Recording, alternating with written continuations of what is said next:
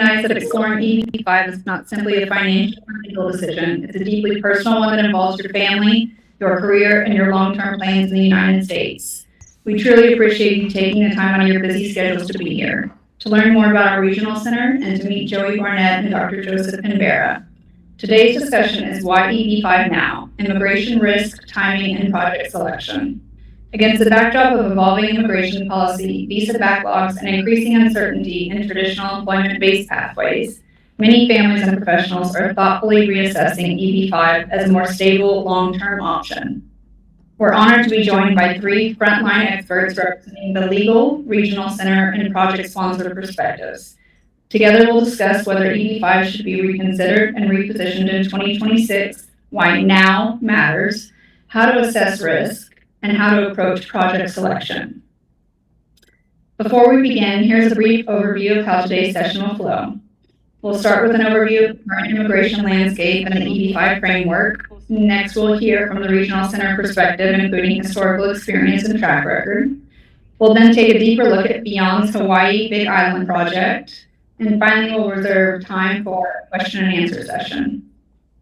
You're welcome to submit questions at any time throughout the chat. You may also leave questions after each speaker's segment, and we'll do our best to address them promptly.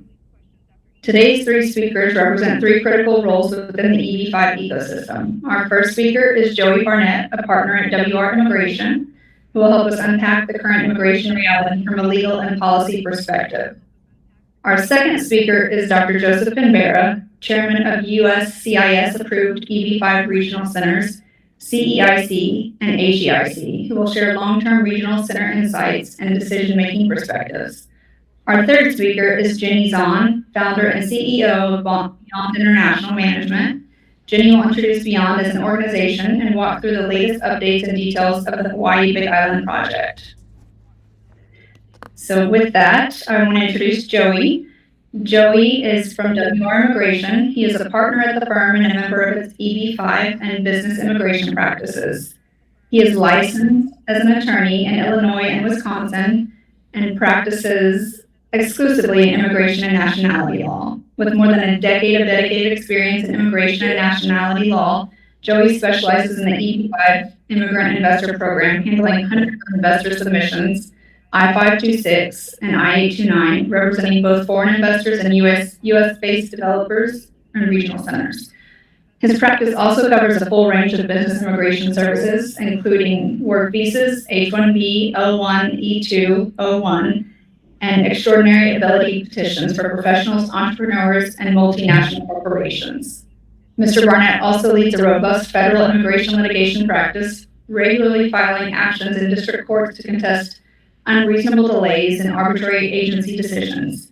He currently serves as the vice chair on the American Immigration Lawyers Association, AILA, EB-5 committee, and is a member of the IIUSA editorial board, and has been selected as a top 25 immigration attorney by EB-5 Investors magazine and for inclusion of the best lawyers in America since 2023. So we'll begin with the broader immigration landscape. Joey will help us understand why, under current administration policy conditions, visa backlogs and employment uncertainty, an increasing number of Indian nationals as well as applicants from other countries are taking a closer look at EB-5. He will also walk us through the EB-5 framework, including source of funds, considerations, loan structures, and recent policy shifts, and visa dynamics that impact timing and strategy. With that, I'll turn it over to Joey. Thanks, Robin, and thank you so much to the whole group for having me on. Joseph, I know we have never met before this one, but I certainly know your name and your long reputation of being a great regional center. And Jenny, it's an honor to be here with you. I know we've known each other for years and have worked on a number of projects together. So it's really wonderful to be here with both of you. And thank you for everyone who's joining. As Robin mentioned, my name is Joey Barnett. I have been practicing in EB-5 for over 15 years. It's my principal area of practice, and it is going gangbusters right now. And the reason why is because of the new law that was passed in 2022, which allows folks who are in the United States to file an adjustment of status at the same time that they file the EB-5 petition. Previously, you needed to wait for the EB-5 petition to be approved in order to file an adjustment of status. Now you get to file them at the same time. And with that, you are able to file for an employment authorization document or an advanced parole, which allows you to travel. And you can get these, we call those interim benefits that you get while your EB-5 case is pending. And you get a lot of flexibility, you get a plan B, you get the ability to stop working if you need to, and that is what has been such a game changer. The other thing that happened in 2022 is that Congress created 3 new visa categories: rural, high unemployment, and infrastructure.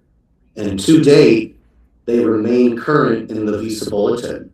That has allowed everyone who is in the United States, wants to file EB-5, the ability to file that adjustment and remain in the United States until there's a final decision on that application.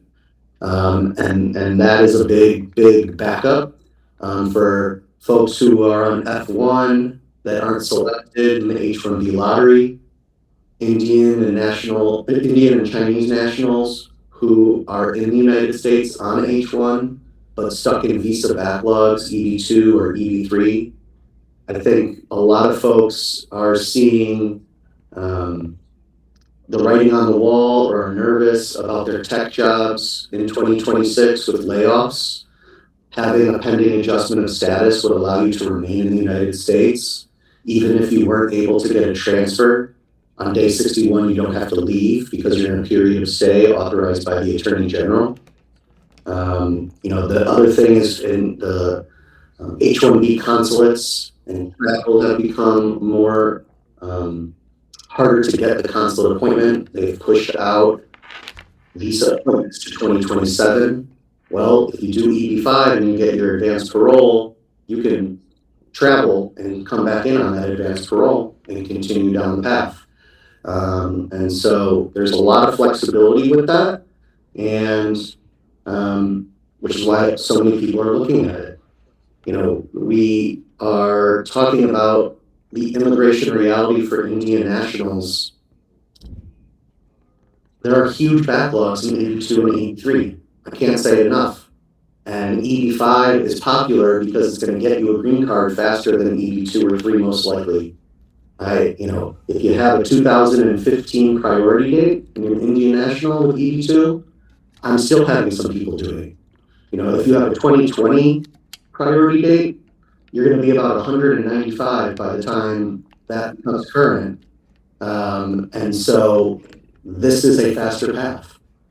And right now we're getting green cards in as quick as 10 to 12 months for rural cases because they have prioritized the processing of those. And so there is the ability to really shorten your immigration process and get to the point of being a green card holder through EB-5. Frankly, the hard part is making the money to invest. And a lot of you guys have already done that. And there are a lot of different ways that you can fund EB-5. But I think that is the harder part. That to me is kind of the harder part to this.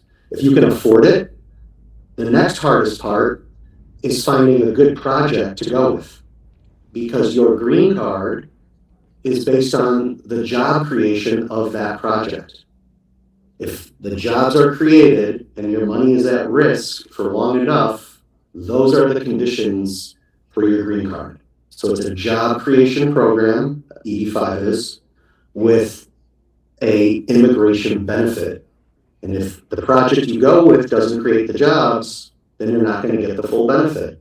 So finding a project that is under construction and creating jobs is incredibly important. When people ask me about, hey, can you recommend a project or what's a good project? An immigration attorney can't provide financial advice or investment advice. What we do is we advise as it relates to immigration compliance, EB-5 risk. And really what I think about it from that perspective, it is about making sure that they spend your money and documenting how they spend your money. You don't want anything stopping them from spending your money because that's how the jobs are created. So when you're evaluating projects, you want to be looking at, do they actually own the land? Do they have the entitlements? Do they have the permits to build? Do they have the architectural and engineering all done? Has that been approved by the city? Do they have a general contractor? Are they under construction? The further they are into the process, the lower the development risk, the more likely that they're going to draw on your money and create the jobs. So that is a huge, huge part of this process. And I'm so glad you guys are here to listen because Jenny has a great project in a rural area and she'll tell you more about that's under construction. So you're doing the right thing by going to this webinar and learning about the opportunity. In terms of what you need to demonstrate in your individual filing with USCIS, you need to demonstrate that you have made the investment prior to filing, right? So you make the investment, then you file the case. You have to show that the investment funds that you are putting in are lawfully obtained capital. And so you work with an immigration attorney to prepare a legal brief related to your source of funds. And generally, you work with an immigration attorney in parallel of getting your medicals done and finding the right project for you so that you can get your earliest priority date. And just like EB-2 and EB-3, you get your priority date based on when you file your I-526, and that's your spot in the line. And, I do think for Indian nationals that are filing today, it is possible that there is a final action date imposed at some point in the future before your I-526 is approved, and people get stuck in backlogs. The way to sort of quote unquote beat the backlog is to try to find a rural project and hope that that priority processing gets you the adjudication or there's a final action date. And so that's why this is such a great opportunity. And of course, you have to be looking at it from the development risk, from the financial, are they going to repay the money, and all of that type of stuff as well. But for EB-5 purposes, you really, I can't say it enough, focusing on rural is going to get you, I think, your green card the fastest. So for source of funds, this is the big part of the immigration attorney's job.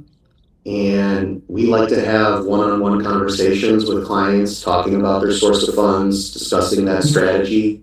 There are a lot of different ways that you can fund an EB-5 investment. If you've gotten RSUs, you can sell those. If you have stocks and brokerage accounts, you can use that and get a margin loan or a security-backed line of credit. You have equity in the home that you purchased in 2021 and now the value has grown. Go get a HELOC and use the loan proceeds of that for EB-5. Not a problem. You have funds in your 401k, your wife has funds in a 401k, no problem. You can get a $50K loan for that, and that's $100K more that you can put towards EB-5. There is no requirement, or I should say, EB-5 capital can come from as many sources as you like.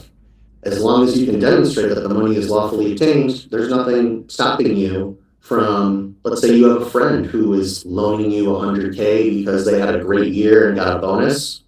That works. Show me how your friend earned the money.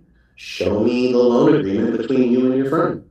It works for EB-5, right? I mean, I've had people even use like credit card advances to do EB-5. So source of funds, there are more options, I think, than just straight having cash.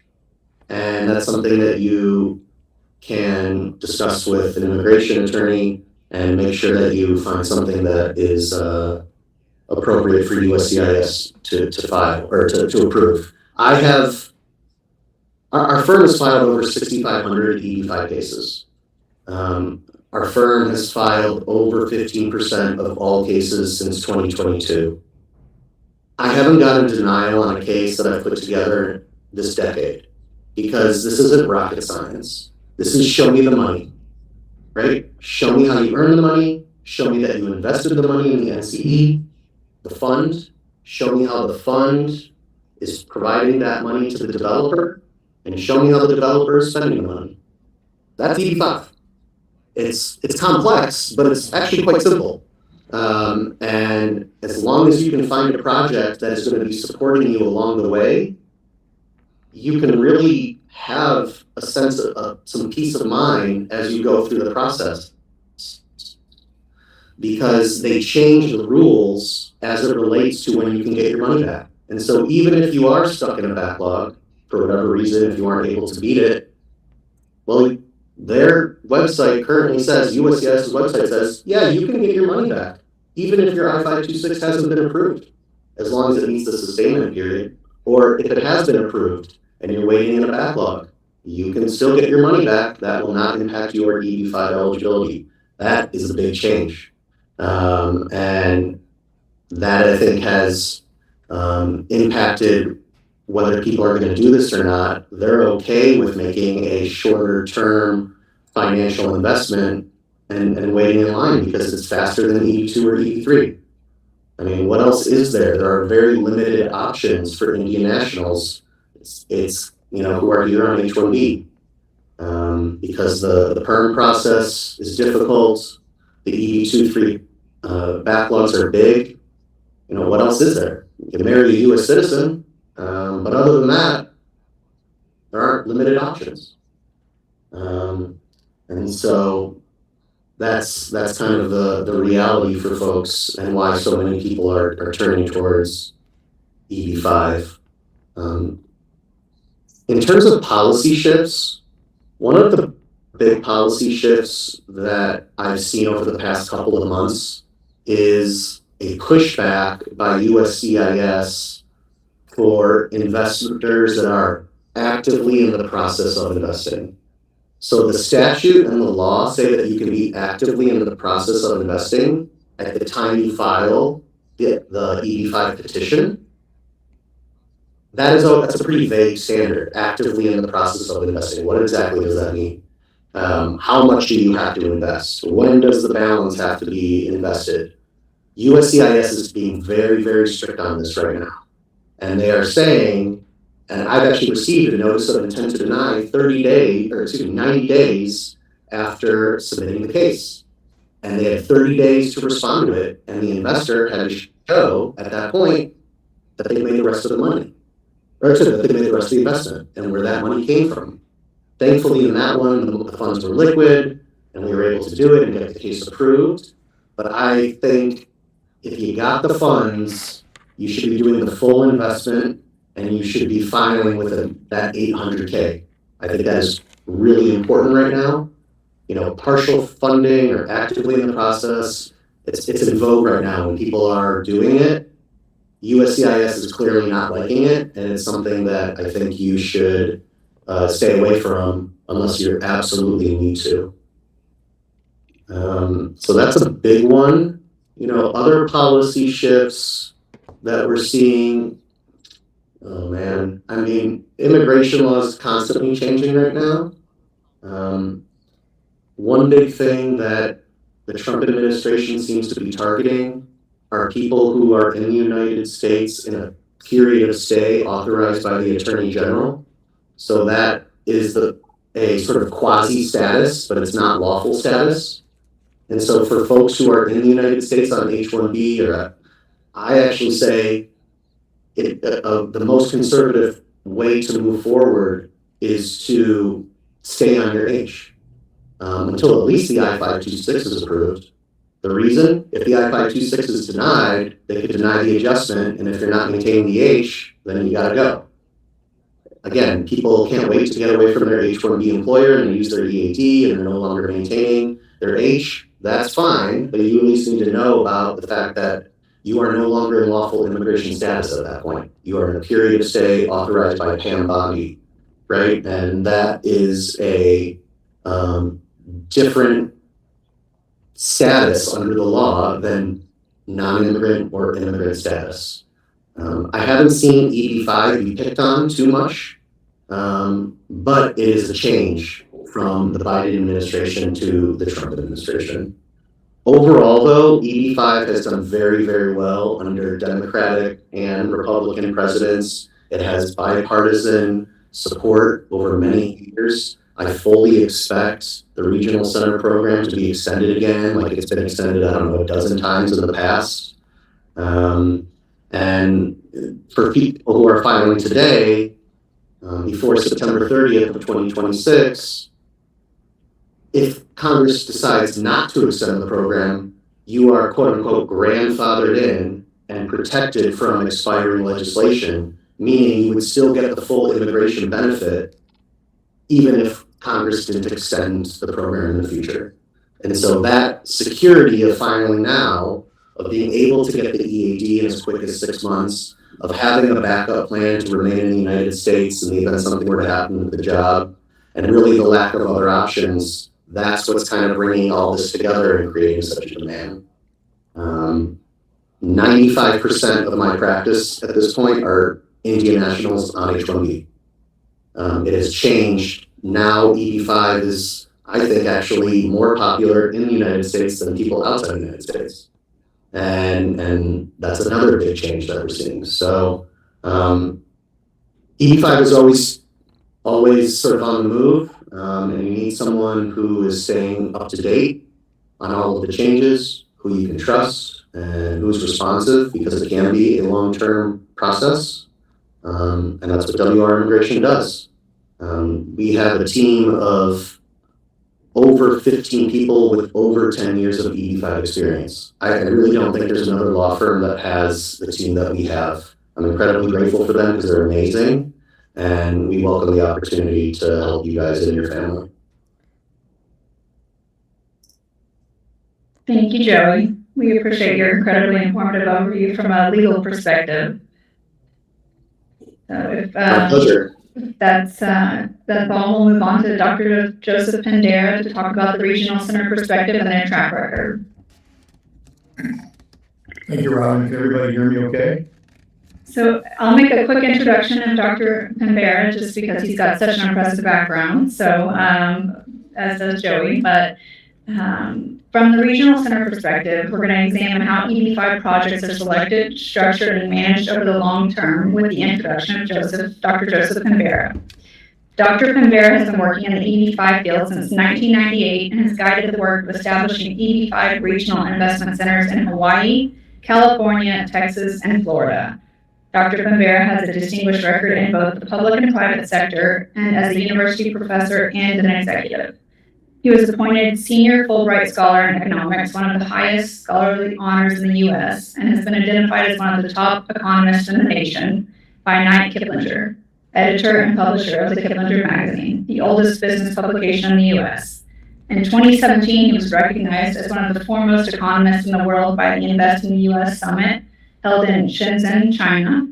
He is a recipient of the Paul Harris Medal awarded for outstanding public service and the Ormaz, I apologize if I misrepresented that, Ormaz Medal for his work on behalf of Poland during its transition to a private enterprise economic system.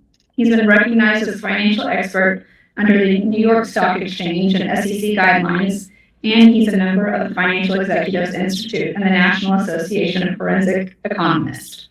Dr. Pendera will introduce Hawaii Economic Investment Corporation's positioning as a USCIS-approved regional center.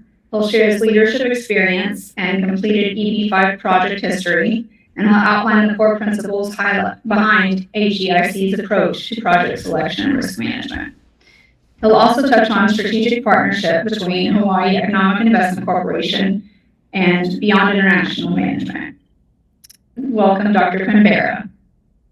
Thank you, Robin. You're going to post these slides for me to see? Correct. Okay, great. Well, I'm talking to everybody from California. Welcome. You'll notice that there's a name under my picture, which is my wife's name. I think I understand how that happened. My wife, former director of Special Olympics, some of you may know, for kids with Down syndrome for many years, and Google is one of our major sponsors, and I think that's what happened. So I'm apparently on her account now, so that's not my name, that's my wife's name. I may be interrupted because I have a gigantic golden retriever, and when he sees me in here, he usually tries to knock the doors open. So if there's something like it's not a raid of any kind, it's my golden retriever trying to say hello after he's eaten his dinner. I noticed a number of folks are from H-1B. I should mention that I have been the dean at the University of Miami, Ohio, and in California, and I get these situations all the time about what happens for somebody who's very technically expert and now suddenly is faced with the prospect of having to return home. And this is an important area, obviously, for us who have been in education for many years, but it's also something that we're used to handling. And so one of the things I wanted to emphasize is that we believe, in our particular centers, that this is a matter of personal touch. You're making, as Robin said, you're making a very important personal decision that not only involves your family, but your future. And I've been in this business for quite some time. I actually testified before Congress at least on 2 reauthorizations. And each time, as Joey said, we were successful because the program has produced tremendous results for communities, obviously for folks that wanted to fast track to the United States. And so what makes our centers a little different is that we believe in the personal touch. We don't have a huge bureaucracy. If you were to contact us, I can assure you within 24 hours you would get a reply, and within 7 days you'd get a solution. And we really believe that that's what makes us really different. As far as the Hawaii project is concerned, you'll see some data out there about the CIC as a legacy center. So let me say that the Legacy Center, CIC Legacy Center, is a result of our going through a very extensive audit under the legislation that Mr. Barnett talked about, which is the Reform and Integrity Act. I think we were one of the first 10 centers, they told us, at the USCIS audit. And a legacy center means that you've been successful, you've been there a long time, you haven't had any complaints, any compliance issues, and so on. And now they're telling you that you've cleared your audit path, which is very, very important because a lot of these centers are not going to do that. In fact, they're not going to survive for a variety of reasons, most of which are they've become too big, too impersonal, and in many ways, they've had too many other problems. So I think the important thing here is that at the HEIC, the Hawaii Economic Investment Center, that's my dog banging on my door, by the way. And now he's crying, so I may have to get up and let him in, so excuse me. Hold on a second, I'm going to be right back. Sorry. With that, I will go to the next slide that relates to what he's talking about. Hi, I'm in the seminar, that's coming because you can't come up there. Sorry. After COVID, we all understand. We all. I knew this was gonna happen. Sorry. At least you're wearing pants. Yes. And at least your dog really loves you. He does love me. So one of the things we decided to do with Hawaii, some of you may know there was a very bad fire in Lahaina that literally destroyed in a flash fire. And what we did is, the first thing we did is we said, we're not going to treat this as a project for a center, because that's not what our goal is. Our goal is to create projects that create jobs and support communities. And so we organized in the Central Valley of California, we have the breadbasket of the world, literally. We have 5 of the top 6 counties in the country for producing agriculture. So what I did is I got on iHeartRadio, sent out an appeal. We put 2 million pounds of food for relief into Hawaii in a matter of weeks. We got Matson to ship it. We got logistical support from the governor's office. And as a result of that, we have very, very strong relationships in Hawaii. And so what that means in effect is that Hawaii is a relatively different state if you look at it from the point of view of size. It has 1.1 million people and as a population, but it has 10 to 12 million people that visit. It's probably one of the most beautiful places in the world. What we have here is a big advantage for you is that we have rural counties, which means that we get certain preferences, which I'm sure you're aware of. But the biggest thing there is sort of like an additional set aside, if you will, for rural investors, which is huge. So we made an investment in Hawaii before we even had a project. We made an investment in communities to show them that we really care about them and we can support them. And that's been tremendous because now our outreach is right to the governor and to the senators and the representatives that are there. And that's an important thing, is to maintain that. We have the same thing in our center in California. We know the local communities. And you see, can you move to the next slide, please? So I think you might have skipped one. I think, there's one, I think there's one before that, Robin. Go to the next one. That's it. There we go. Nope. One back. One more back. That one. Stay with that one. So our regional centers have been around a long time. Obviously, you can see by my gray hair, I've been around a long time too. And what we have tried to do is make sure that 100% of our projects are fully completed, fully funded, and that we don't get people rejected. And to do that, we have to be very, very careful, as Joey said, about the documentation and compliance. This is a path that's filled with paperwork, unfortunately, from the offering documents to the petitions and so on.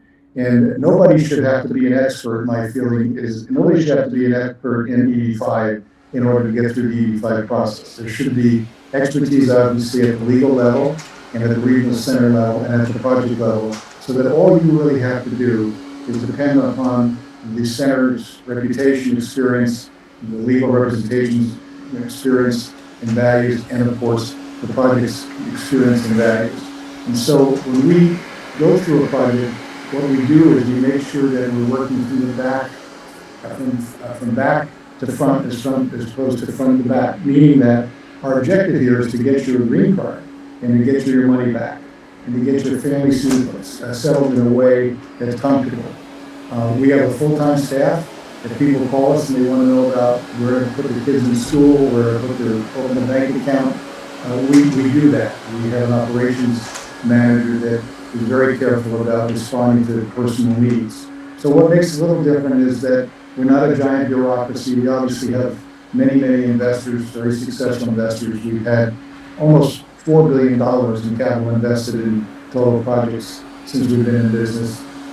We have obviously people that feel confident in what we do. So we have a project network, if you will, which includes the top attorneys, obviously Joey's firm. We include our former economists for USAS, works with us very closely. We have people who know the methods for job creation forwards and backwards, which is very important because at the end of this process, your attorney's going to ask for the proof of job creation. And so we track those jobs very carefully. We submit annual reports, we comply with annual reports. As a result of this work, a few years ago, we got what is called the NES Financials Best Practices Award, which means they've gone through this process as an escrow agent, following and tracking the investor funds and so on, and they felt very confident that what we were doing was meeting all the best practices. And of course, we read every element and every word of the RIA for compliance purposes. We go through all the training sessions. We have booths at ALA, typically at the national conference, so that people recognize us and know what we're doing and so on. But again, it gets down to the personal touch. You go one more. Next slide, please, Ron. Okay, these are some of our projects. In fact, Jenny, who you're going to meet in a moment, who's the head of Beyond Global, is going to be visiting us in one of our projects in Keys, in California. We have also been very involved with NextEra, which is a very large energy company throughout the world. Those projects have been successfully performed and the money's coming back to the investors. We have a project, I don't know if it's identified here, we also got approval in Nevada, yes, Clark County, Nevada, for a Silver State project. All of these projects are very highly successful. They've already been done. The investors are going through the process and they're getting their money back. Next slide, please. Next slide, Robin. Perfect. So, obviously, we have a value system we wanted to communicate to you. And incidentally, as a dean, I try not to talk at people. I try to enter a dialogue. So I'm very interested in the question and answer period that's going to go on after after you be with Jenny. So what we do is we collaborate with you so that you feel that you're not a number. You're going to get a number, obviously, from the USAS, but you're not a number to us. You're a real life person with real life issues that need to be resolved. And everybody's a snowflake in the world. Everyone's different. So after about 25 years in this industry, or 30, almost 30 years in the industry, I've seen just about every issue and every problem that can come up. And director of the center, which is Michael Pinberg, who actually works out of Sacramento. I work out of the Central Valley. Operations are all over, basically Hawaii and California. We do end-to-end immigration support, which means that we actually go through the projects to vet them. Took quite a while to get through the first project to make ourselves very comfortable with what Jenny does and what Beyond Global does. And I can tell you, you're going to be in very good hands in this project. It's a great project, which you'll hear in a moment. We make sure that we stay with you through the entire time. The entire time for us is through the I-829, which is your petition for your green card. And so we don't leave you after your money's in there and the money's invested and the jobs have been created. We are there continuously. And we record everything. We have a CRM, a customer relation management program that tracks everything you do from the time you make your first call and you make your first contact to the time you end. So we know exactly when you called us, what your issues were, how we resolved it. All the documents that are attached to it are completely flowing through the process. We track your funds very, very carefully as well, and we make sure the funds are being applied appropriately. We have obviously a lot of, as mentioned before, partners collaborating with us. I won't go through all of them, but I can tell you that each one of those is really in step with what we try to do. And when we have a problem, we call immediately, and we make sure our partners are well paid, by the way. And the reason for that is obvious. You want to have the very, very best people working for you. I should mention, I don't know if I've ever mentioned this before, but I never take a salary and never have taken a salary from any one of these centers. And the reason for that is my dad, my family's an immigrant family as well.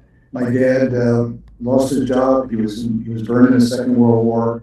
I realized how important a job is to a person, a community, to a nation, because it gives you a commitment in what you're doing. So we make sure that the jobs are created, which is really a big part of your approval process. We make sure they're created, they're sustained, and so on. And I felt the purpose of this, just like my career in education, was to prepare people for the workforce, prepare them for being able to support their families, and prepare them to make a contribution to the community.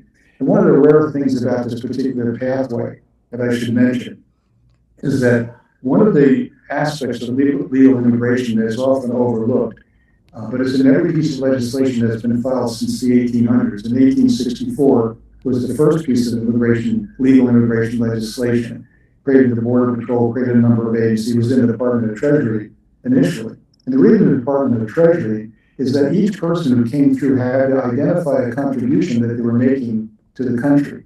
They either paid fees or they were skilled workers or whatever. EB-5 is a really different community in that sense. Many of these folks are extremely well educated that come through, like many of you are. They have been successful in businesses and so on. But the one thing that makes this very different is that you are making an investment in the country that's very recognizable and very recognizable to the communities that you're in. And although this investment is substantial, it is part of a larger investment of other partners that are in that same investment with you. So it's very, very different. It's a great pathway for everyone, including the nation. We're very transparent in what we do, which means that we're going to issue you reports. We're going to follow up, obviously, with the project. We're going to make reports, and we're going to make reports to USAS, and those annual reports will be on file.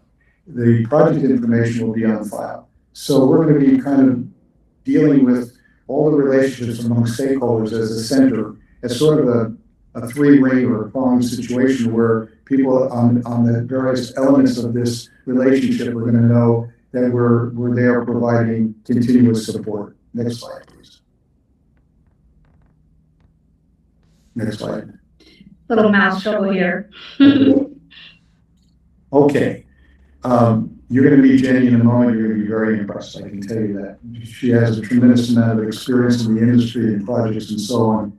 And I know that she vetted that project thoroughly because it took a long time to develop that project. And they talk about projects that are shovel ready, and this particular project is definitely shovel ready. And so she'll talk about that as well. But it's not something that you should take lightly, because the project success is going to mean quite a bit, if not everything, to your success with respect to the EB-5 process. And so we have turned down, probably since I've been doing projects, which is 15, 16 years in our center and another 10 years in other centers, we turn down probably 9 out of every 10 projects we get. We get hotels, we get manufacturing, we get people who want to make baskets in New Mexico. We've had just about every type of project, soccer fields, you name it. And what we do is we make sure, again, that we imagine ourselves at the end of the project, and how sure are we going to be that the project's going to be around, it's going to be successful, and it's going to return the money. That's the criteria we use. And that requires a lot of technical interaction on offering documents, business plans, site plans, everything that goes into the documentation, which incidentally, for a center, is over 2,000 pages. Our application for regional center was over 2,000 pages. And so we had to document everything that we do to become technically educated, if you will, in the projects that we sponsor and the oversight we provide. With respect to regulatory credibility, we think we have that not only in the project but in the center. We have obviously investor outreach. Our centers have now encompassed well over 70 countries, many of them from India. We actually have a project that has two sister plants operating in India, one of which is going to go to initial public offering, which will support one of the other projects that we have in California, in fact, that Jenny's going to see. So we understand the Indian environment, we understand the difficulty getting money out. We have many investors from all over the world. China, obviously, is a big one for EB-5, but we have Brazil and Saudi Arabia and China and Europe and you name it. And again, we don't see these as we see this as real life people. As far as real estate expertise goes, I know Jenny has that. I should mention that Michael, who's the director of our center, worked for Beezer Homes for many years. He was a regional vice president. He knows everything from the project planning to the closing and the financing. And so when he speaks to developers and so on, and he speaks to people like Jenny and her team, they're speaking the same language, which is really, really important. The last thing is about professionalism and transparency and so on.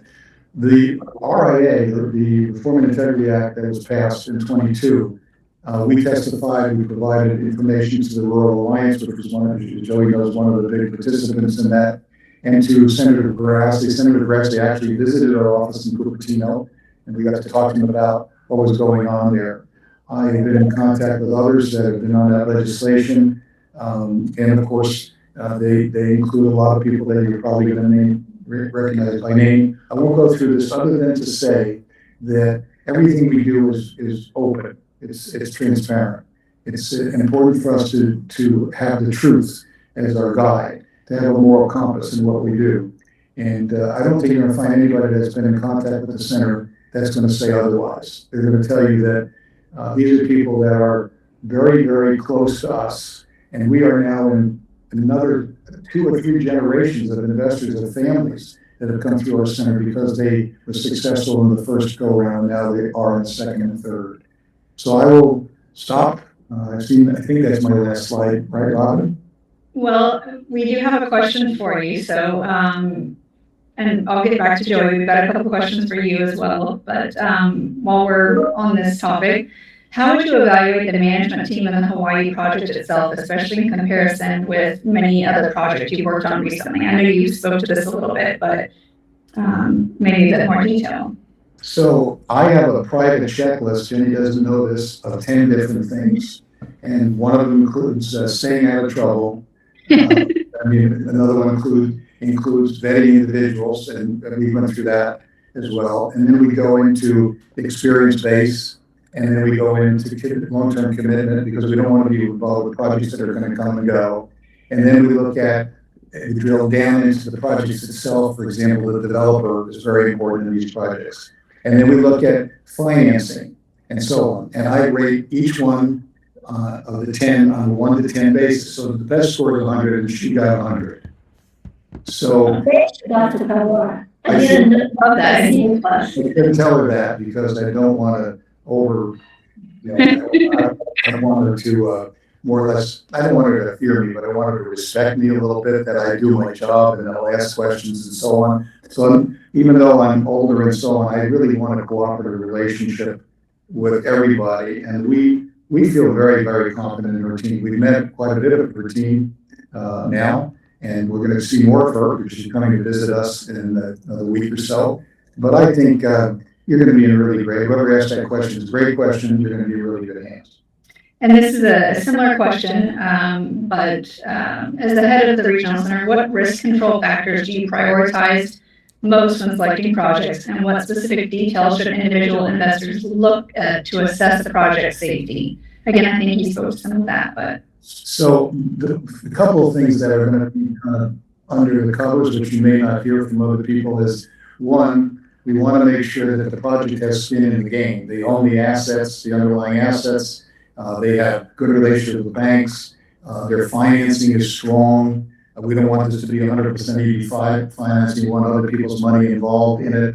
We want to make sure that they're, again, the risk with the developer, they have to be an experienced developer, a developer that has the ability to get permitting and planning done very quickly.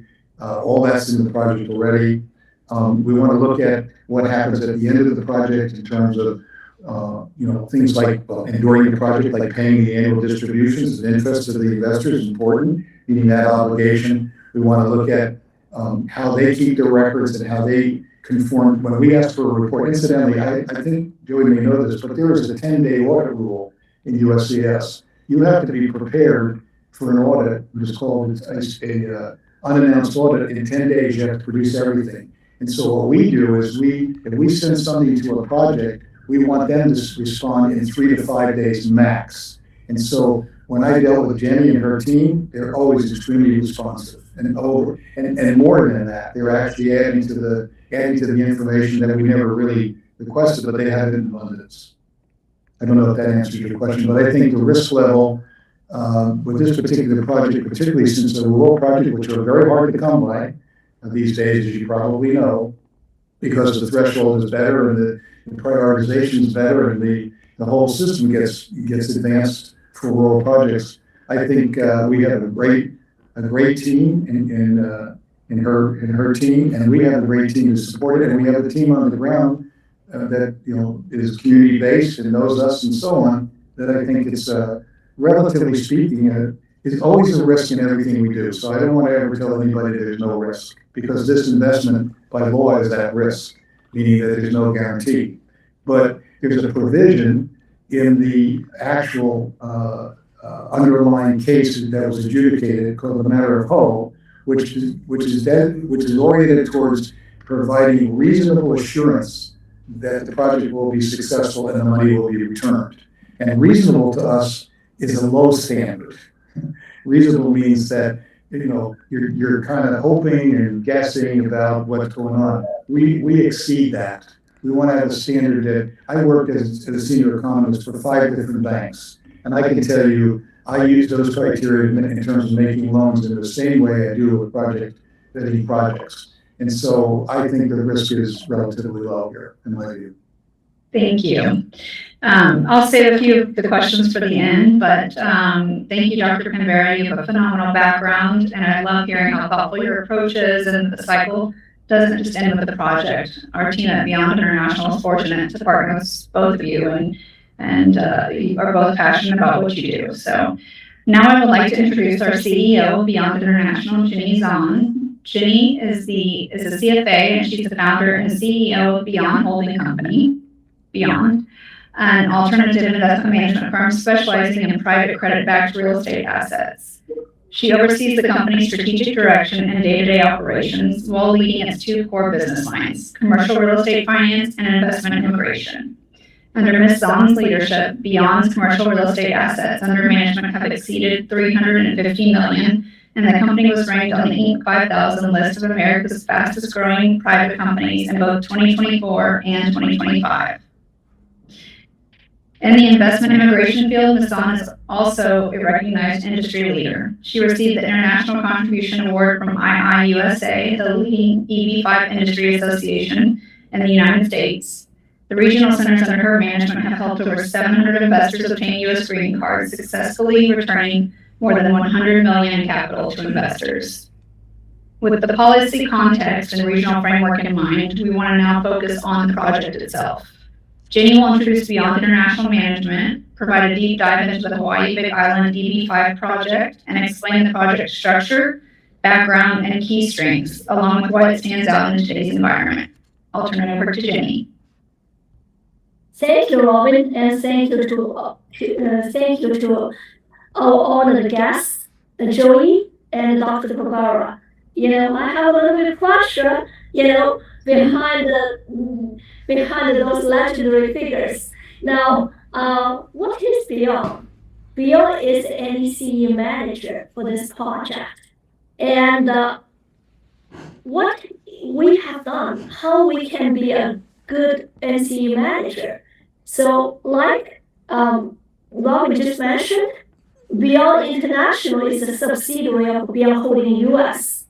And our group is specialized in commercial real estate private investment, assets management, and of course, as part of commercial real estate investment, EB-5 contributes an important role. Therefore, we also involved in investment migration. So the group subsidiaries, we currently oversee over than 400 million in real estate assets and development projects across North America, spanning from residential, multifamily, retail, office, and greenhouse sectors. Our dedicated investment and asset management teams have extensive hands-on experiences across a wide range of debt and equity structures and actively manages asset-level operations on a day-to-day basis. On the investment immigration side, our core team has assisted over 1,200 families in obtaining immigration status since 2014. More importantly, Beyond integrate its private equity fund management expertise directly into our role in NCE management, which is the key fiduciary role representing EB-5 investors' interests. This includes project underwriting, due diligence, risk assessment, budget management, financial oversight and reporting, compliance, and very important, crisis management.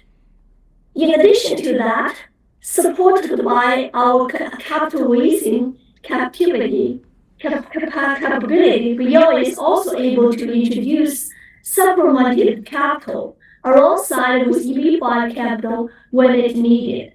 Now, for this specific project, Robin, please move to the next page. For this specific project, we actually have $20 million US committed alongside. So before the EB-5 money comes in, and our bridge loan already in the project help for the project to finish its pre-development and start construction.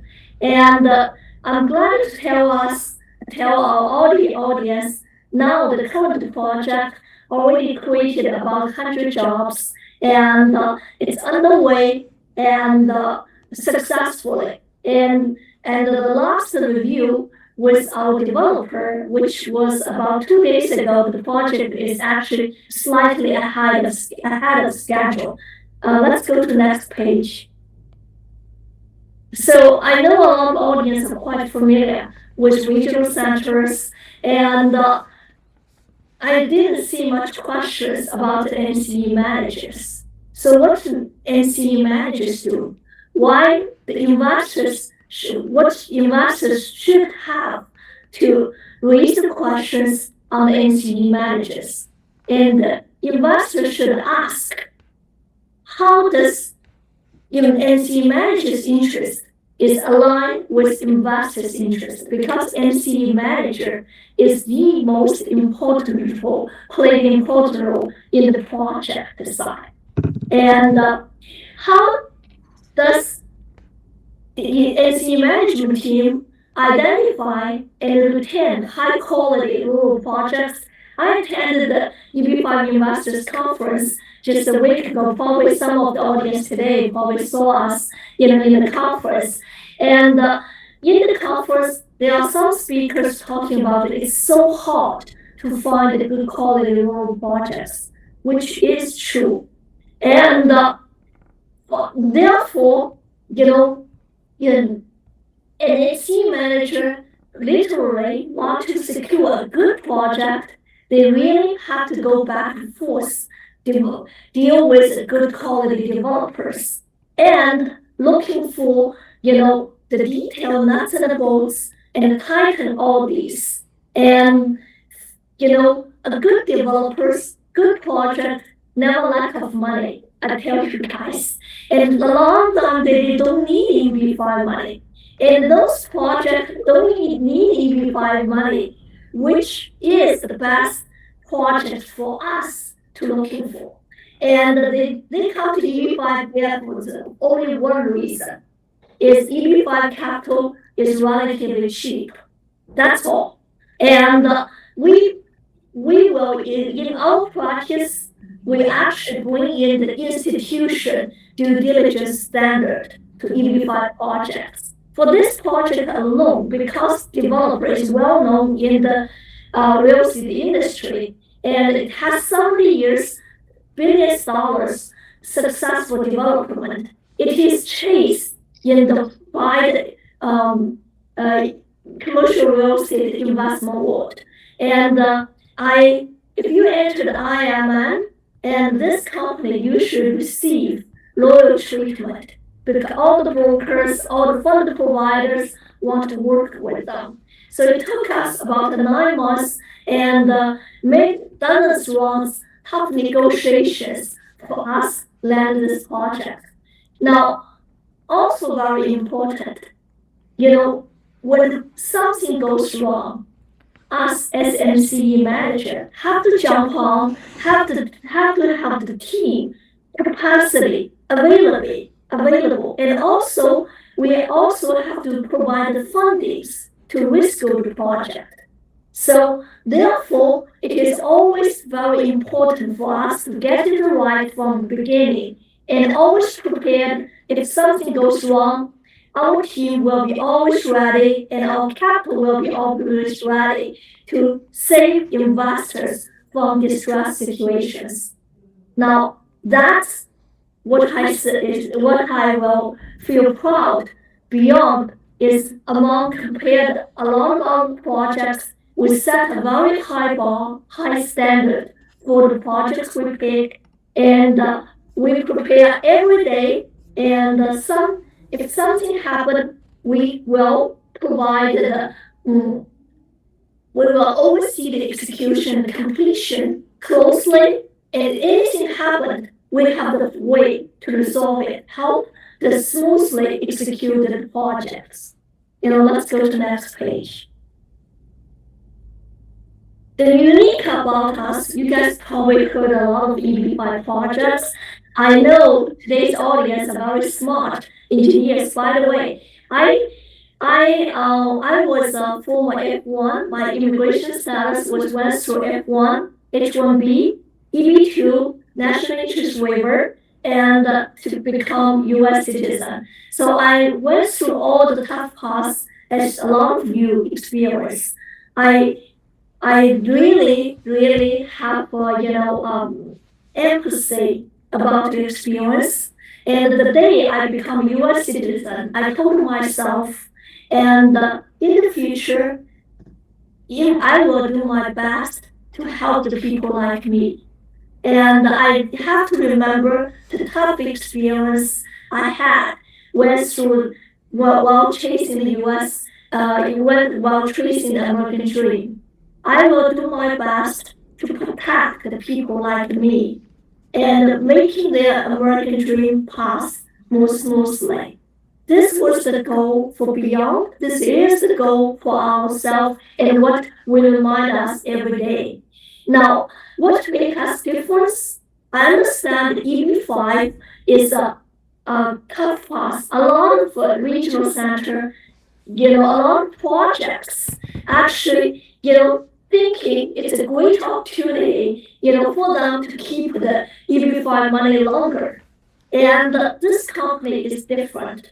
Why? It's different. PPM, and we written clearly, okay, not only if you find I-526E is denied, if your I-526E is denied, we will return your capital in 3 months. Well, one other thing is very unique for us. If you withdraw from your immigration, then within 6 months, we will return your capital. Because why are we writing this? Because we saw, in the EB-5s before RIA time, a lot of EB-5 projects, hold investment capital because of redeployment, because have to stay in the risk. A lot of projects took advantage of the situation, kept all those investors forever. But we try to make a difference. We try to, make that happen. If your sustainable period is over, your immigration is over, you want to withdraw, okay. And we try to give your capital back, within 6 months. Very few, immigration, very few PPM, if you guys look at PPM, actually put this withdraw I-526E status into the PPM. That makes us stand out and different. Let's go to the next page. Now, the project is under construction. It has all the permits and all the requirements. Complete all the requirements. Now it's well under construction. The project is located in Big Island, Hawaii, and it's about 35 minutes away from Kona International Airport. And the project itself is in our development.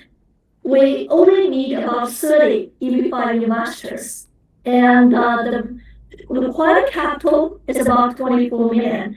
But among that, our capital beyond investment capital is always ready. We commit about $20 million, just in case while the projects progress quickly, while EB-5 raising is behind schedule, and our capital can always lead investors and put into work and make sure that the project can work out smoothly.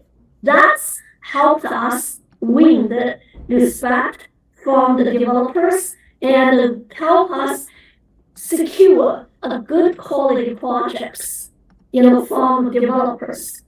Now, the project itself creates sufficient jobs for the investors. We can take a look about that later. Let's go to that page.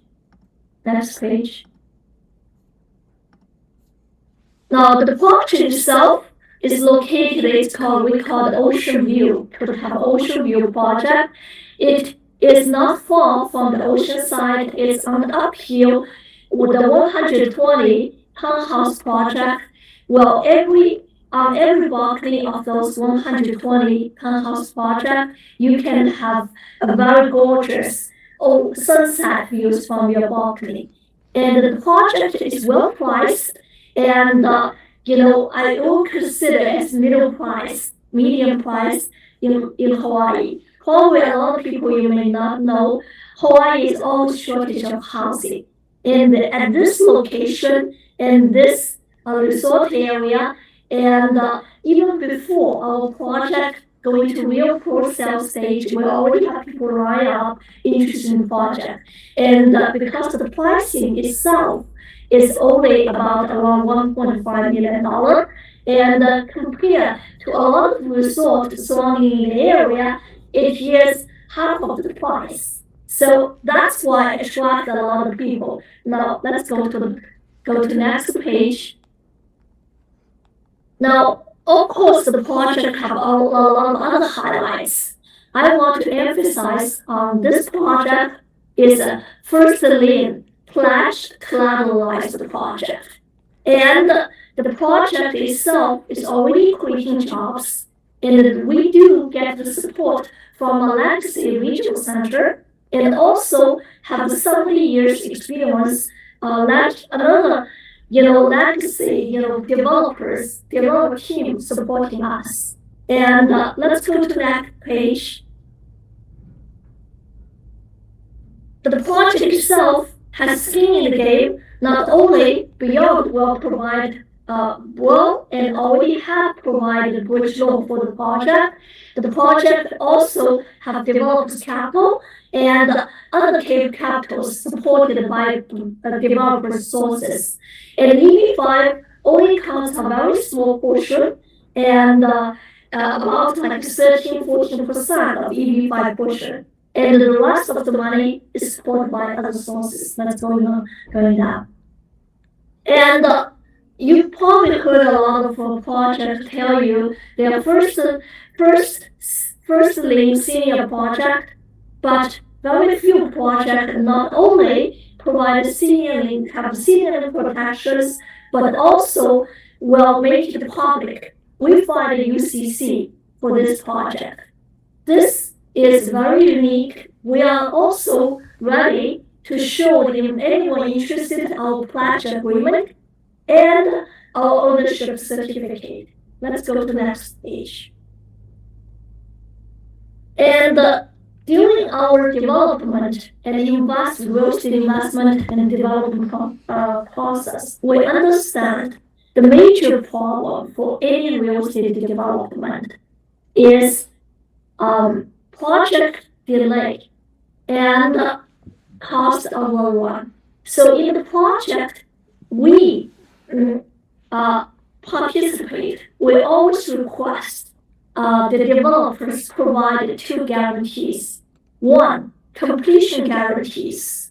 This is very important to ensure jobs will be created and you will get green card.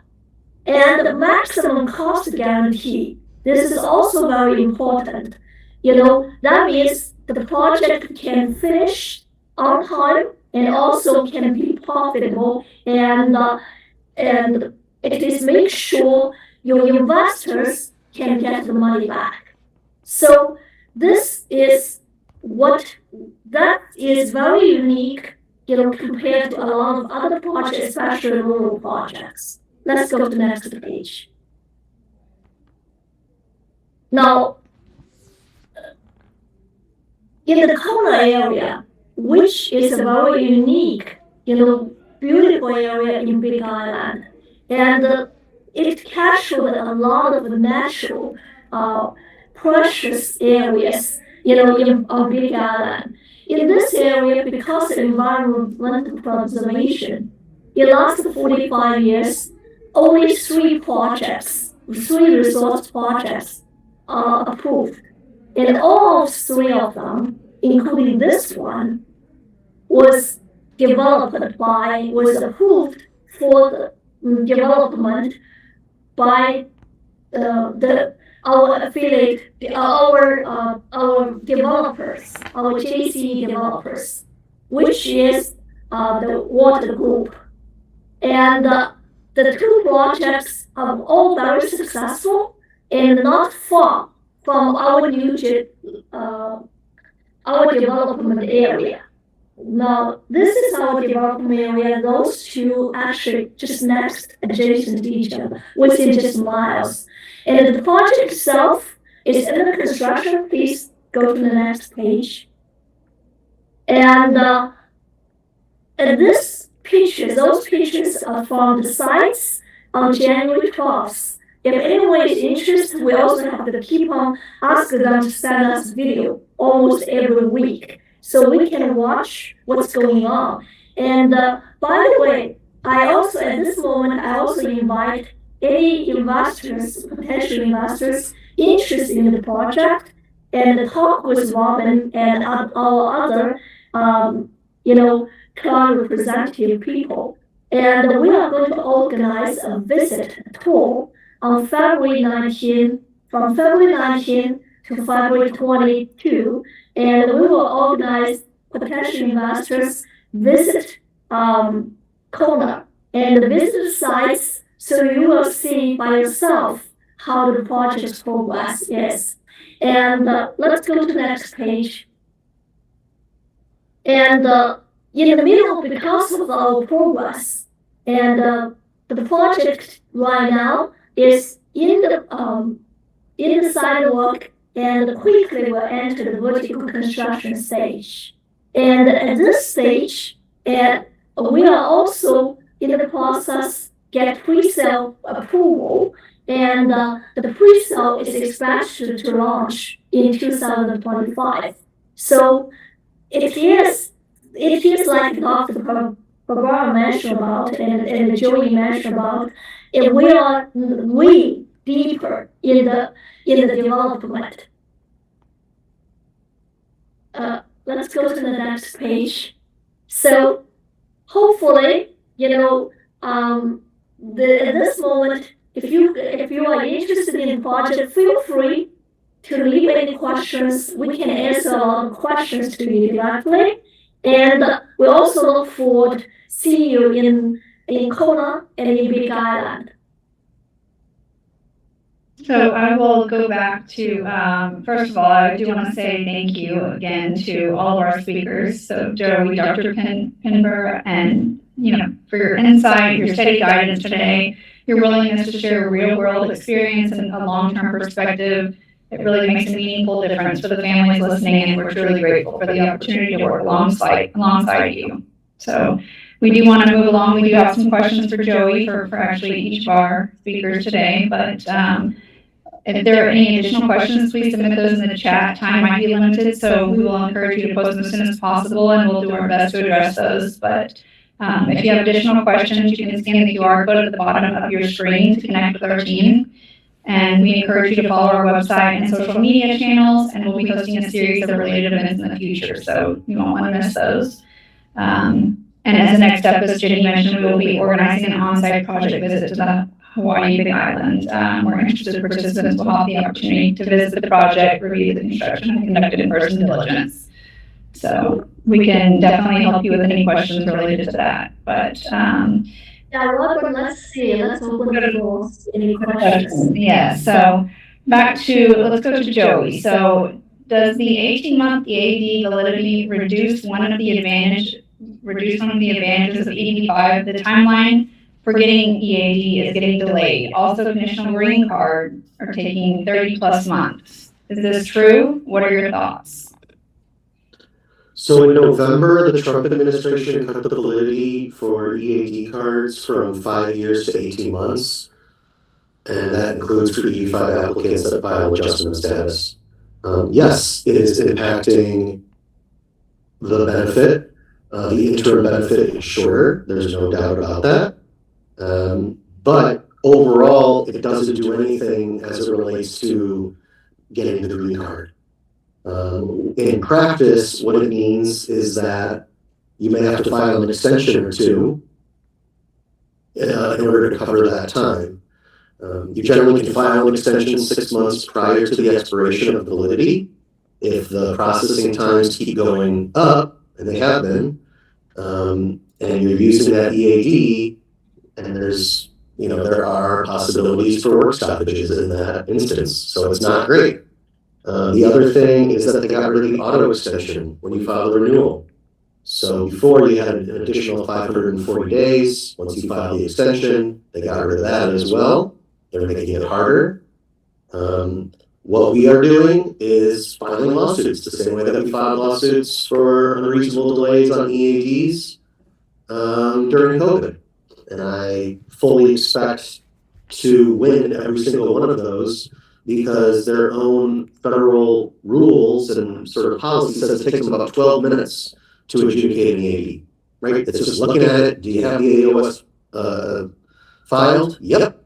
Approved. That's all you need. There's no real discretion or anything like that for these EADs. So it's just getting your case in front of the adjudicator. That's what a mandamus lawsuit will do. Overall, though, it doesn't impact where you are in the line to get the actual green card. In terms of, how long will it take to get the conditional green card, it is dependent on the visa category that you go with. I do believe that rural will give you the green card the fastest. And that's based on simply the visa availability, the 20% set aside that goes to rural, as well as the fact that there are less otherwise unused numbers, visa numbers, going to the rest of the world, meaning that Chinese nationals and Indian nationals are actually going to be able to get more than the 7% cap or per country limit because there's these extra supply of visa numbers that they don't want to waste. I generally have been telling folks anywhere from 3 to 7 years for an Indian national today filing to get a conditional green card. I understand there are people shouting from the rooftop, hey, I got my conditional green card in 10 months, in 12 months. They are, absolutely. They are getting those. We're getting them. But it's current right now in the visa bulletin, and we don't know if it's going to be current when your I-526E is approved, and it needs to be in order for USCIS to have the authority to adjudicate the adjustment. That's why I said earlier, going with the rural project that has that prioritized processing, I think will, if you really push aggressively, I think you can potentially beat the backlog still, although we don't really know. I hope I answered that question.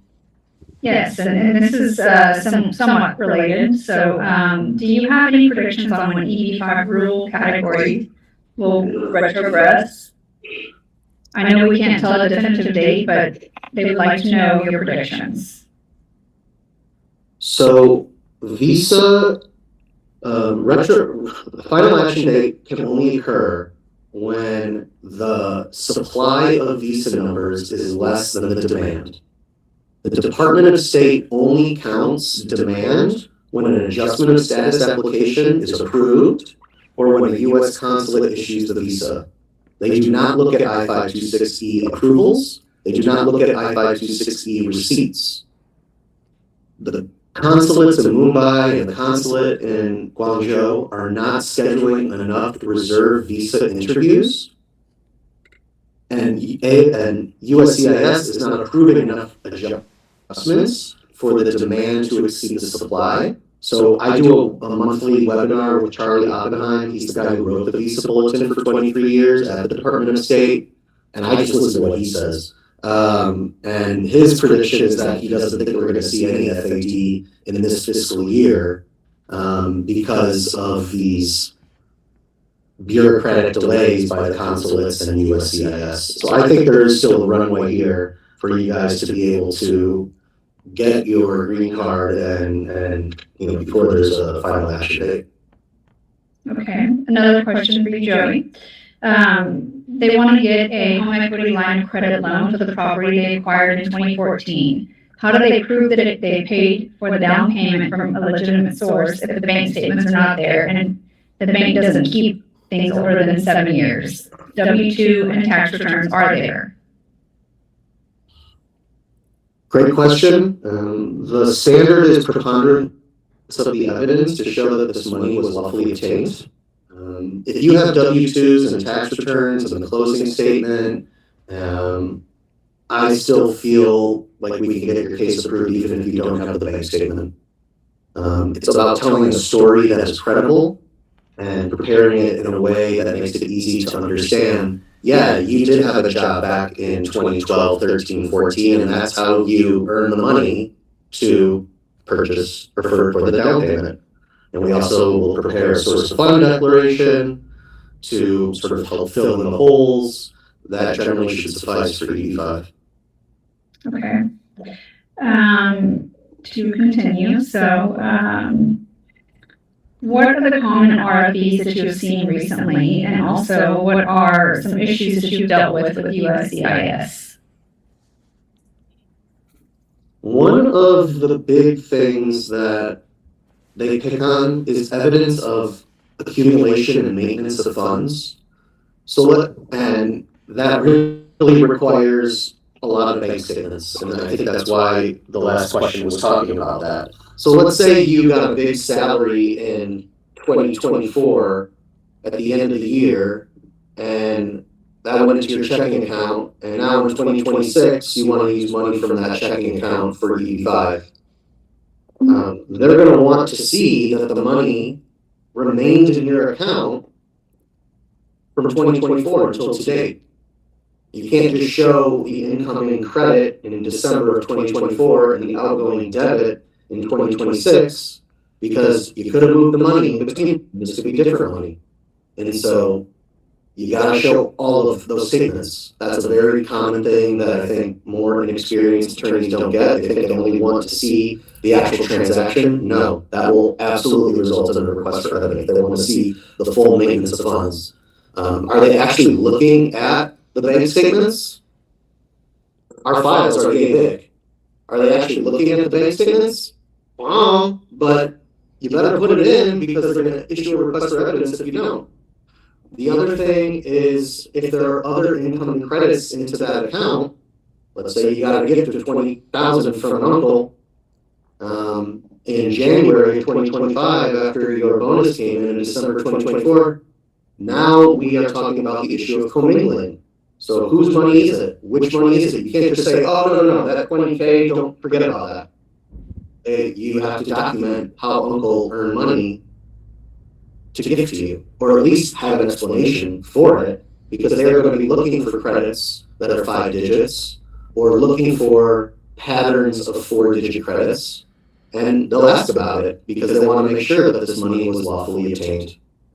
The source of fund stuff can be really, really tricky, and I really advise folks, you got to work with an experienced EB-5 attorney. This is not like an H-1B perm that is bread and butter for immigration attorneys. You need someone who knows what they're doing to prepare your case. It's absolutely critical. Okay. Let's see. This is a question for Jenny. Are there certain types of EB projects you personally stay away from, even if the numbers look good? You mean EB-5 project? EB-5 projects that you would personally stay away from, even if the numbers look good? I stay away 90%, 95% of projects. Every time I go to conference, I always been chased by project side. Take a look and do this project. Frankly,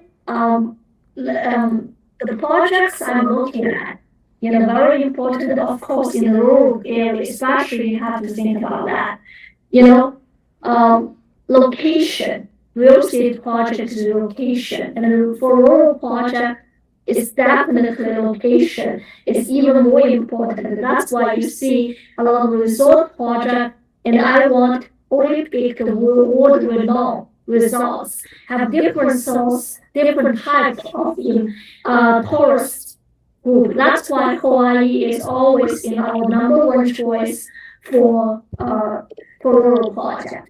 And you want a good developer, a very good, high quality, first tier U.S. developers. The good thing is we know those developers, as real estate investment company, we can access top tier real estate developers. And we know them inside out, we know their quality, we know their weakness.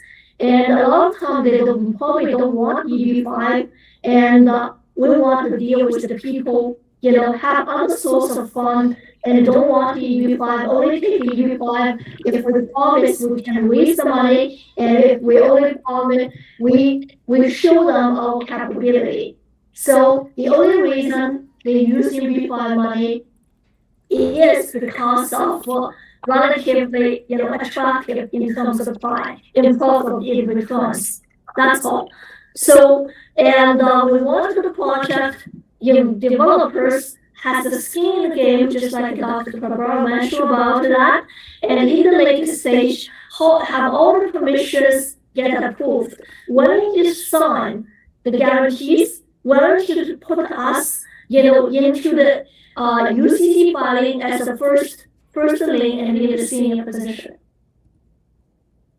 Okay. And so in the process, let me put it this way. Real estate has a lot of projects. Resort have different types. We prefer the for sale houses, over like hotels and different real estate have different risk level. It's natural beauty and the different risk level. Hotels has highest cap rates. Any category. There's a reason behind it because it's high risk. And then risk will be, like shopping center goes to the next level in terms of risk.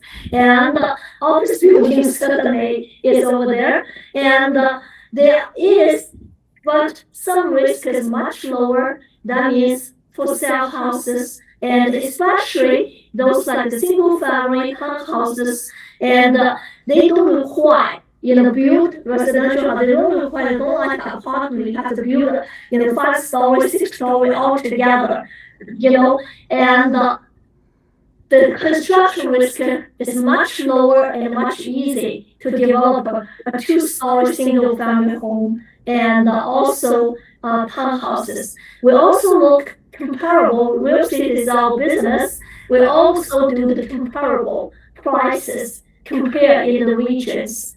And is those prices accessible? Is that sellable? And we sometimes in the resort area ask ourselves, ask our clients, what do you have interest to buy?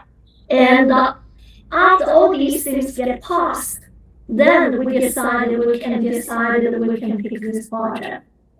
Now, and I have to say, from the hundreds of rural projects we studied, this is the crown jewel we find. That's why we spent 9 months and many rounds of negotiation, and finally get the deal and put all those completion guarantee and maximum cost guarantees on that, and allow to file UCC to show our first positions to the public.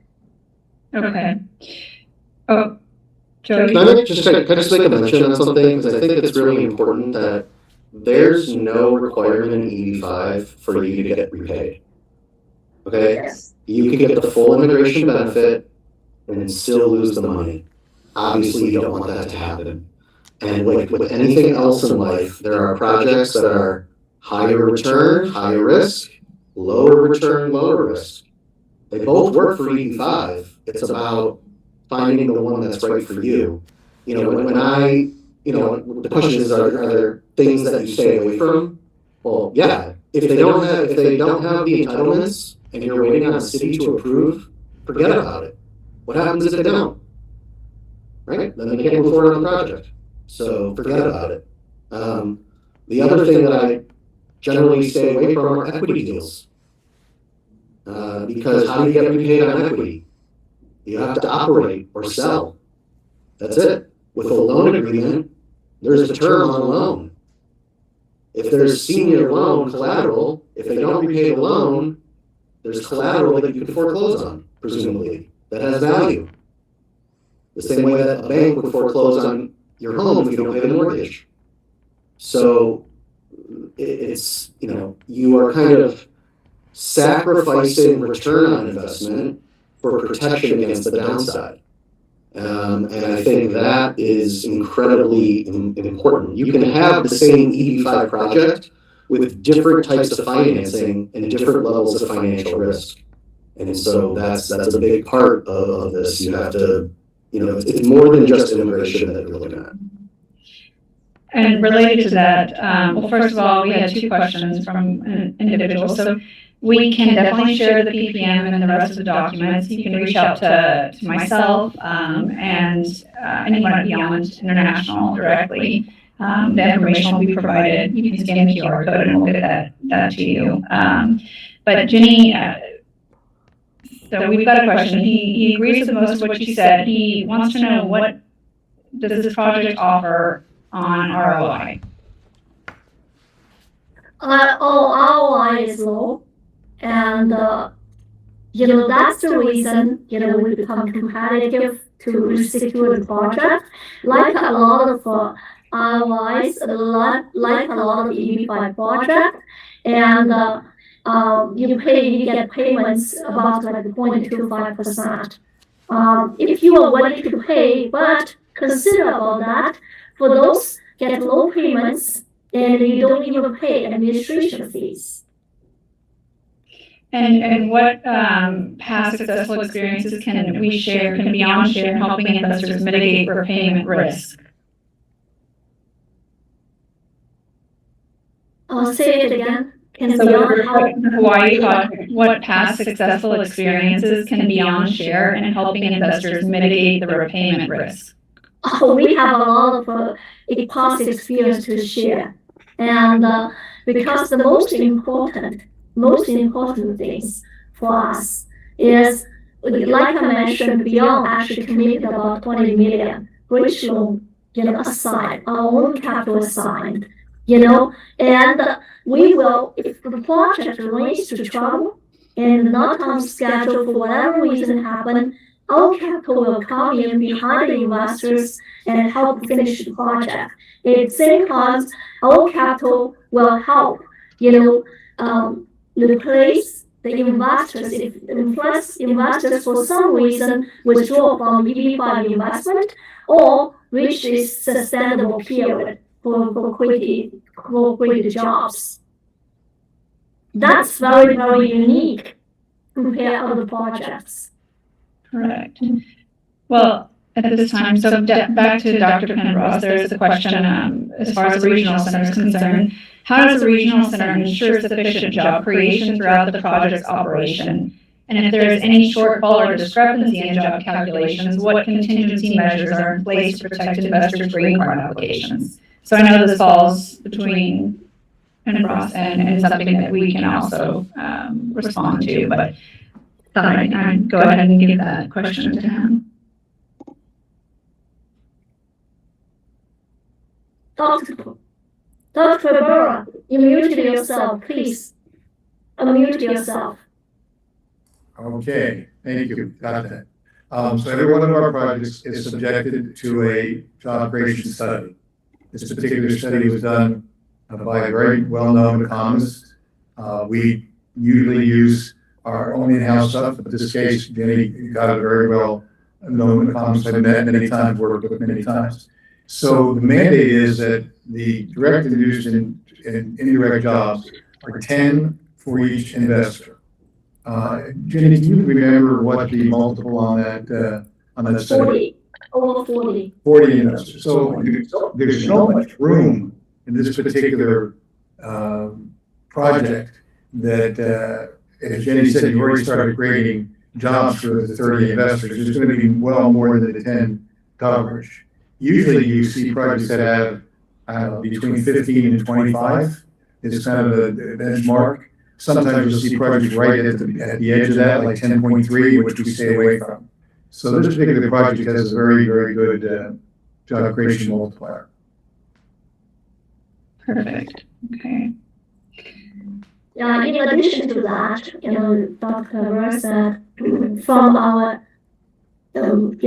MC manager's perspective, that's why we require completion guarantee and maximum cost guarantee. Completion guarantee is a commitment from developers. They have to finish the project on time.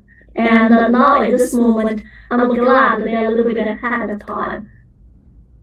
And if anybody wants to get really bored, I wrote an article on this for USAS years ago. It was published in the proceedings of the International Finance Association in May of 2012. And it kind of goes through what the risks are in somebody who's doing one of these that's not experienced in it, because the methodology is really very important, experience very important. And again, Jenny hired one of the best economists out there to do this. Okay. For Joey, my H-1B was prudentially revoked and I'm considering EB-5. Previous visa was given after vetting for 8 months, but the U.S. consulate revoked it anyway. Can this create any issue with an EB-5 filing? Can I travel on AP based on EB-5? Would you like me to reread? No, I'm thinking. Okay. So a prudential revocation doesn't do anything to your current status. It just means that if you were to travel, you wouldn't be able to use it to come back in.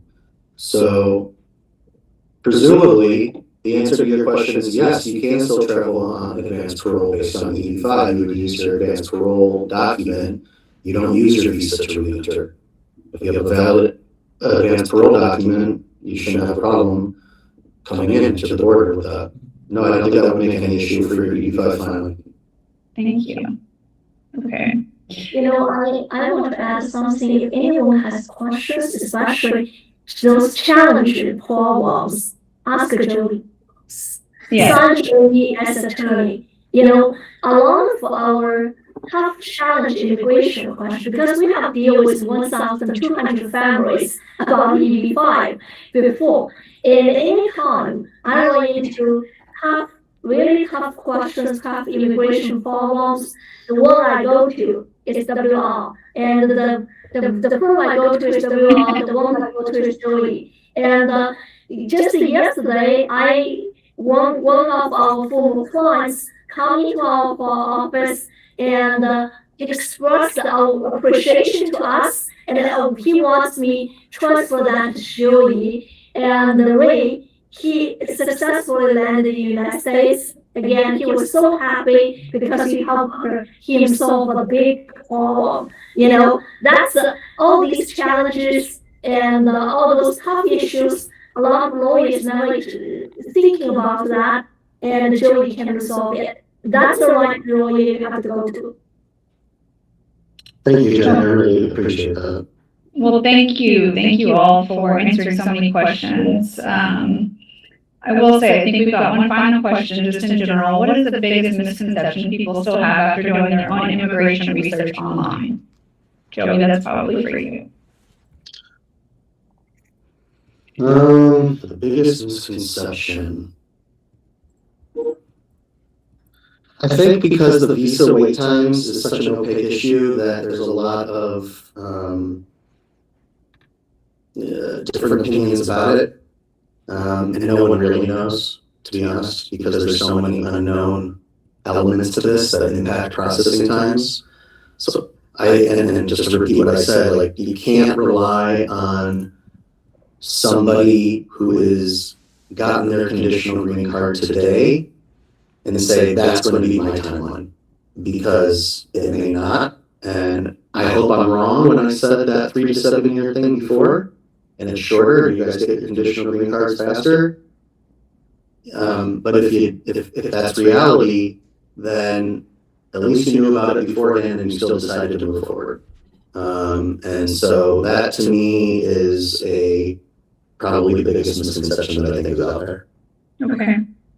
Well, thank you all for staying on. I know it was a bit longer than we anticipated, but we had excellent questions and just really great attendance. So is there anything in closing that each of you would like to add or to say? Starting with Joey. Sure. The most important part of EB-5 is the project you choose. I can't say that strongly enough. It's not the attorney that you work with. It's the project that you work with and invest in. And you need to go with someone that knows the EB-5 requirements, that understands how many documents are required in order for you to get your I-829 condition removed and get the permanent green card. You got to work with people who are experienced, like Joseph and Jenny. They know what they're doing. This is a great project. They're spending the money now. And I think that's really a very, very important thing. That's what should be on top of mind. Dr. Pembroke? You know, immigration to the United States requires you crossing a bridge to America. And there are many pathways that have been created, very different categories. And I'm a firm believer in the EB-5 part because of the investment that people are making in it. But ultimately it gets down to personal decision, as everybody has said here, about who you trust, who's going to take you through the path, along the pathway. Either going to say, go ahead, you're on your own, or you're going to be with somebody that's going to stay with you, or some resources that you have to rely on throughout. And so I think that's the biggest misconception. A lot of these centers, projects, whatever, I've seen over the years, they were gone at the time the person wanted to file. They weren't able to sustain themselves throughout that process. And we've been around for the better part of 2 decades now. And that's really important in the sense that if you're going to get across that bridge to America, you want to have somebody who's right beside you all the way. And I think that's the most important thing. You're going to pick a center, pick a project, you pick an attorney, it's somebody that's willing to stay with you the entire way. Okay, Janie?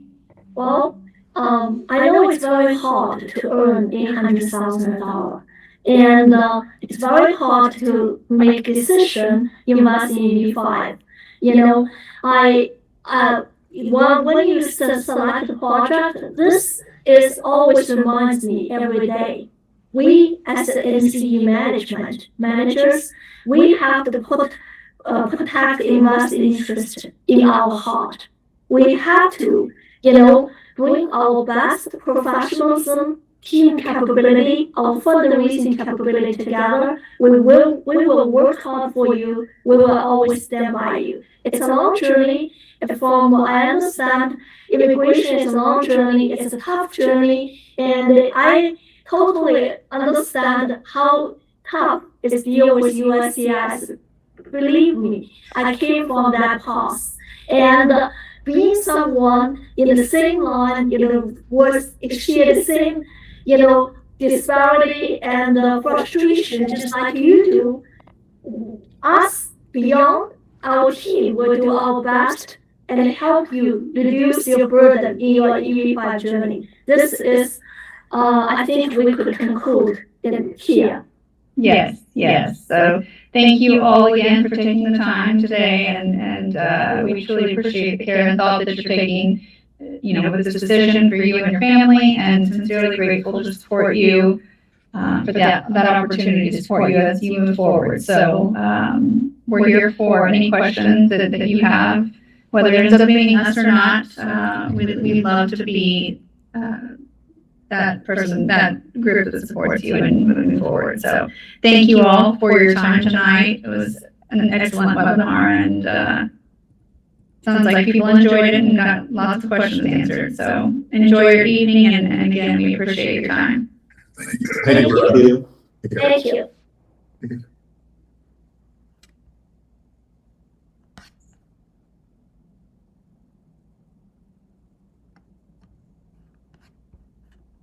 Nice. Thank you, Joey. Sounds good. Thank you, Robin. I really appreciate you Yes. inviting